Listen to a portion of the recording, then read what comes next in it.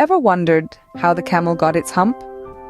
Well, let me take you on a journey to the early days of the world, when everything was still fresh and new.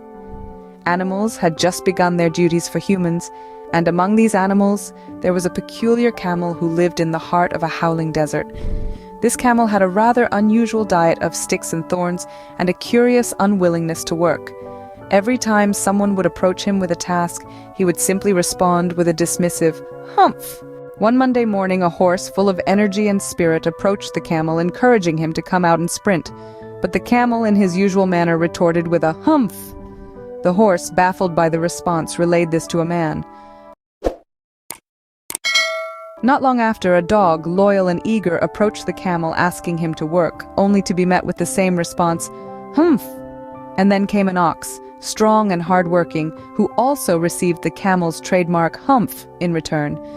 The man, hearing from the horse, dog, and ox about the camel's relentless laziness, asked them to double their workload to make up for the camel's refusal to work. This, naturally, made the trio furious, and they decided to hold a panchayat, or a council meeting. To this meeting, they invited the jinn of all deserts. During the panchayat, the horse voiced his grievances about the camel to the jinn, expressing his frustration at the camel's refusal to work and constant "humph" is. The jinn, hearing all this, vowed to set the camel straight.